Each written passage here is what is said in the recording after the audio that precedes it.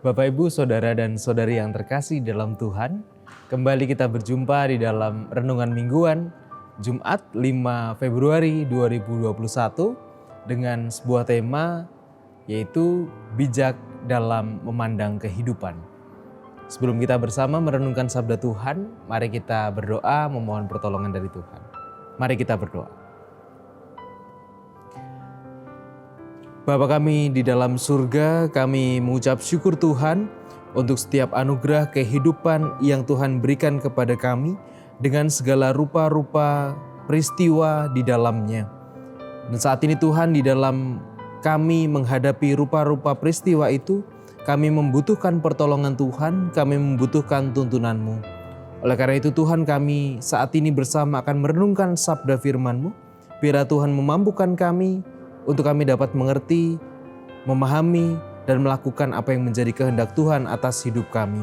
Kami serahkan Tuhan perenungan kami pada hari ini ke dalam tangan-Mu. Biarlah Tuhan yang memberkati dan menolong kami. Terima kasih Tuhan. Haleluya. Amin.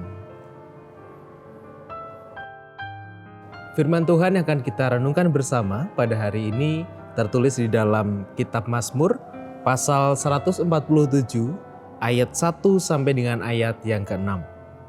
Yang demikian sabda Tuhan. Haleluya. Sungguh, bermazmur bagi Allah kita itu baik, bahkan indah, dan layaklah memuji-muji itu. Tuhan membangun Yerusalem. Ia mengumpulkan orang-orang Israel yang tercerai-berai. Ia menyembuhkan orang-orang yang patah hati dan membalut luka-luka mereka. Ia menentukan jumlah bintang-bintang dan menyebut nama-nama semuanya. Besarlah Tuhan kita dan berlimpah kekuatan. Kebijaksanaannya tak terhingga. Tuhan menegakkan kembali orang-orang yang tertindas, tetapi merendahkan orang-orang fasik sampai ke bumi. Demikianlah pembacaan sabda Tuhan. Yang berbahagia ialah setiap mereka yang dengan setia mendengarkan, merenungkan, serta melakukan firman Tuhan di dalam kehidupan sehari-hari. Haleluya. Amin.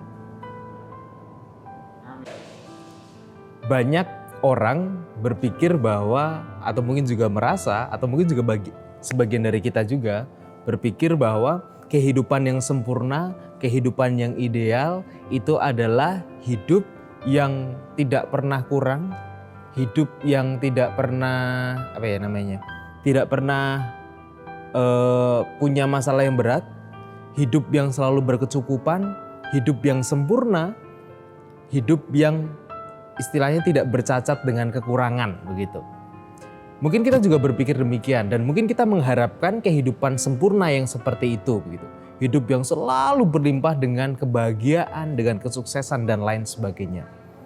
Nah, lalu bagaimana ketika hidup kita pada realitanya adalah tidak seperti itu, tidak selamanya senang, tidak selamanya sukses, tidak selamanya kemudian kita bisa merasakan berkat Tuhan itu nyata terpampang gitu di dalam kehidupan kita. Mungkin kita pernah menghadapi situasi seperti itu. Lalu bagaimana ketika kita harus menyikapi kehidupan kita, memandang kehidupan kita kalau situasinya atau realitanya seperti itu. Nah, Bapak, Ibu, Saudara dan Saudari yang terkasih dalam Tuhan, ada sebuah cerita yang mungkin Bapak, Ibu, Saudara-saudari semuanya pernah mendengar cerita ini gitu. Jadi ceritanya itu di suatu kuil Buddha begitu, ada beberapa biksu gitu yang mereka hidup di sana. Nah, suatu ketika kuil ini ada satu bagian di dalam kuil itu temboknya yang rubuh oleh karena kondisi bangunan yang sudah tua gitu. Nah, oleh karena biksu-biksu ini atau kuil ini dikatakan sebagai kuil yang miskin, kemudian mereka tidak punya uang untuk menyewa tukang kemudian memperbaiki bangunan itu. Alhasil, ada seorang biksu muda yang dia tidak punya background pertukangan, tapi kemudian dia belajar untuk nukang. Dia belajar untuk masang bata, belajar untuk plester dan sebagainya. Nah, kemudian dia mulailah untuk menggarap dinding yang roboh ini gitu. Dia mulai menggarap, dia garap dengan sangat teliti. Dia pasang batanya satu-satu, dia tata satu-satu, terlihat sangat rapi. Nah, kemudian sampai pada bata yang sudah hampir tinggi, mungkin bata yang sekitar 1000 bata, bata ke 1000, dia melihat karya yang sudah dihasilkannya. Ternyata dari 1000 bata itu ada 2 bata di tengah yang pemasangannya itu nggak rata tapi miring. Jadi masang batanya miring gitu.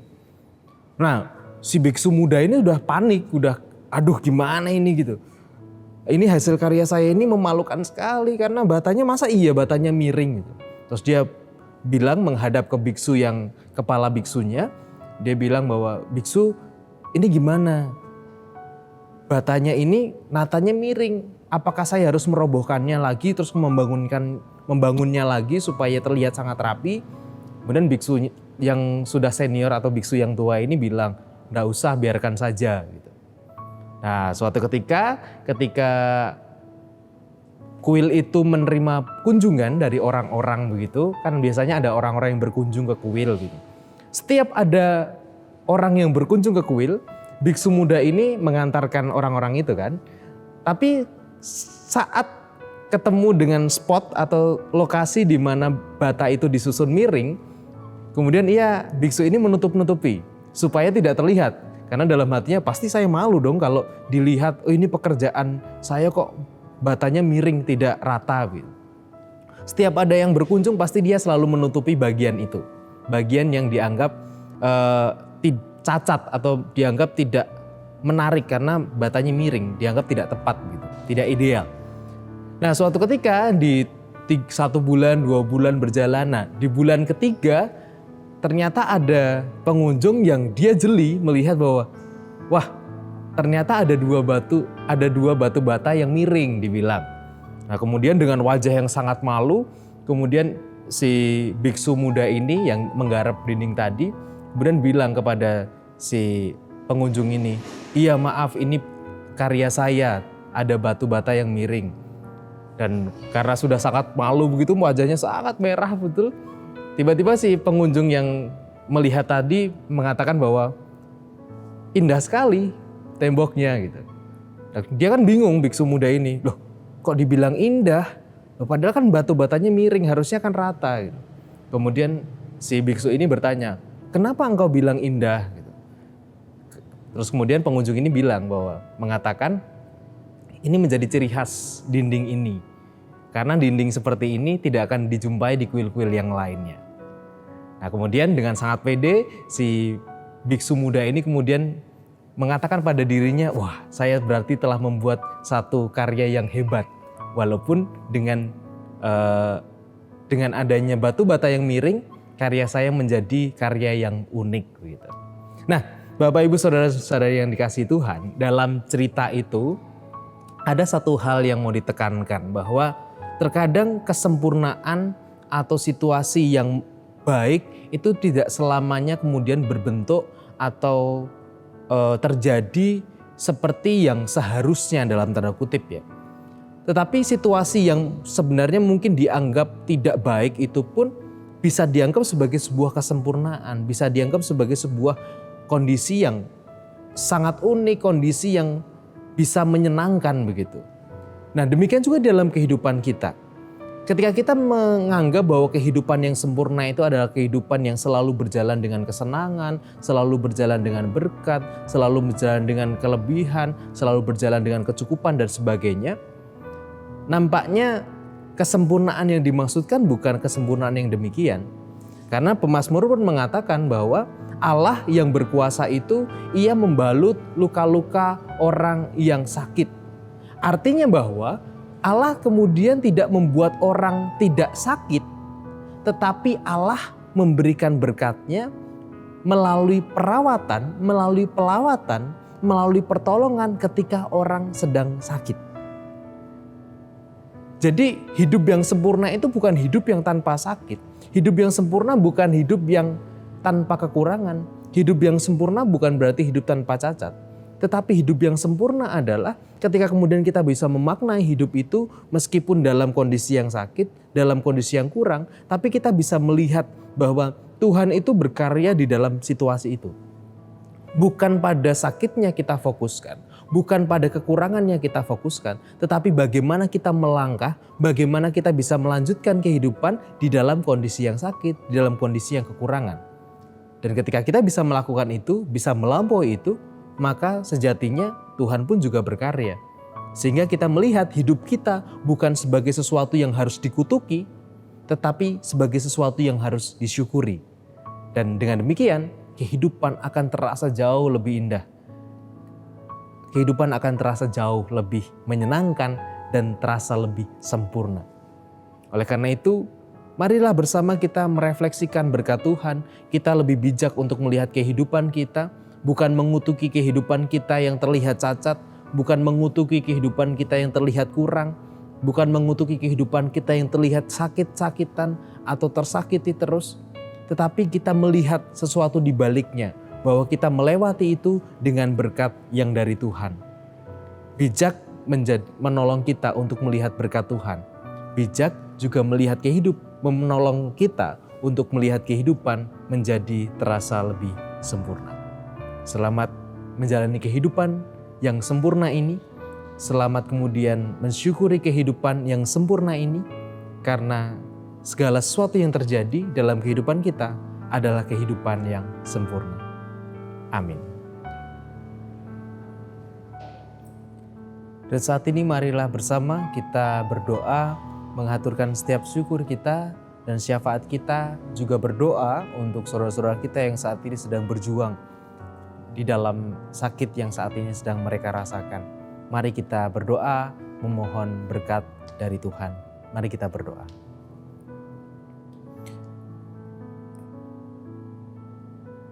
Seringkali Tuhan, kami gagal memandang kehidupan kami. Kami menganggap bahwa hidup yang sempurna adalah hidup yang selalu menyenangkan, hidup yang selalu penuh dengan kelebihan, hidup yang tidak pernah merasakan kekurangan sedikit pun. Tapi Tuhan, kami seringkali kemudian mengutuki kehidupan kami ketika kami melihat hidup kami penuh dengan kekurangan, hidup kami penuh dengan kecacatan, hidup kami penuh dengan celah, hidup kami penuh dengan sakit-sakit yang kami rasakan, dan kami mengutuki kehidupan kami yang demikian. Namun saat ini Tuhan, kami bersyukur bahwa Tuhan mengingatkan kami bahwa kesempurnaan kehidupan kami bukanlah kehidupan yang tanpa celah, tetapi kesempurnaan kehidupan kami adalah ketika kami dapat melihat berkat Tuhan di dalam ketidaksempurnaan kehidupan yang kami rasakan. Ya Bapa, dan saat ini Tuhan, kami menyerahkan hidup kami selanjutnya. Biarlah kami boleh memandang optimis hidup kami, biarlah kami boleh menapaki jalan kehidupan kami dengan lebih enjoy, dengan lebih menikmatinya, dan kami bisa merasakan damai di dalam kehidupan kami. Meskipun kami melihat banyak kekurangan dalam hidup kami, banyak sakit yang kami rasakan, ataupun hal-hal yang tidak menyenangkan yang kami temui.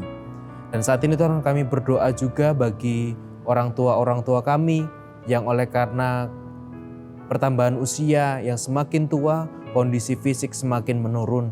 Kami berdoa Tuhan untuk orang tua kami ini, dimanapun mereka berada, biarlah Tuhan memberkati mereka, biarlah Tuhan menolong mereka di dalam setiap keberadaan mereka. Mungkin saat ini mereka merasakan rasa yang begitu sepi oleh karena tidak berjumpa dengan anak-anak, berjumpa dengan cucu-cucu, oleh karena situasi pandemi dan mereka berada di luar kota. Biarlah Tuhan yang menghibur hati orang tua kami ini, Tuhan yang memberikan satu kesabaran, Tuhan memberikan satu kedamaian bagi mereka, sehingga meskipun tidak berjumpa dengan orang-orang terkasih, mereka boleh merasakan damai, mereka boleh tetap ceria, mereka boleh tetap merasakan kebahagiaan oleh karena berkat dan pertolongan Tuhan. Kami juga berdoa Tuhan untuk saudara-saudara kami yang saat ini sedang bergumul dengan sakit penyakitnya, yang saat ini sedang berjuang dalam proses penyembuhan. Kami berdoa untuk Bapak Sidi Agung dan juga keluarga. Kami berdoa untuk Bapak dan Ibu Priyono. Kami berdoa untuk Ibu Ami Birowo, Bapak Yonatan Purwoko, Ibu Lawiem Suparman, Ibu Budi Suseto, Bapak Sudarsono, Bapak Wilson Siagian, Bapak Widi Nugroho, Bapak Ngatimin, Bapak dan Ibu Budiandono, Bapak Saharun, Bapak Warsito Utomo, Ibu Siwiati Sriwiyati, Bapak Rasdiman, Bapak Setiantono, Ibu Supini Prayetno, Bapak Edwan Kusmawanto, dan juga Bapak Ibu kami yang lainnya atau saudara-saudara kami yang lainnya. Kiranya Tuhan memberkati mereka juga, memberikan semangat, memberikan satu pengharapan di dalam kehidupan mereka. Biarlah mereka boleh menjalani setiap proses pengobatan, menjalani proses penyembuhan dan pemulihan dengan semangat dan dengan rasa syukur yang dari Tuhan. Kami serahkan Tuhan, saudara-saudara kami ini ke dalam tangan pengasihan-Mu. Biarlah Tuhan yang menolong dan menemani mereka di dalam proses yang harus mereka jalani saat ini. Dan kami juga berdoa untuk saudara-saudara kami dimanapun mereka berada, yang mungkin saat ini masih merasakan duka oleh karena musibah yang mereka rasakan, oleh karena bencana yang mereka alami. Biarlah Tuhan memberkati mereka, Tuhan yang memulihkan mereka di dalam keberadaan mereka, dan Tuhan yang terus menolong mereka di dalam mereka menapaki kehidupan selanjutnya pasca gempa, pasca musibah yang mereka alami. Kami serahkan Tuhan kehidupan kami, dan kami serahkan seluruh persekutuan kami dimanapun kami berada, meskipun kami tidak dapat bertemu secara fisik, tetapi bila keterikatan hati dan keterikatan emosi kami boleh kemudian yang menyatukan kami dan membuat persekutuan kami menjadi tetap hidup. Kami serahkan hidup kami saat ini sampai selama-lamanya hanya ke dalam tangan pengasihan Tuhan. Di dalam nama Kristus Yesus kami berdoa dan bersyukur. Haleluya. Amin.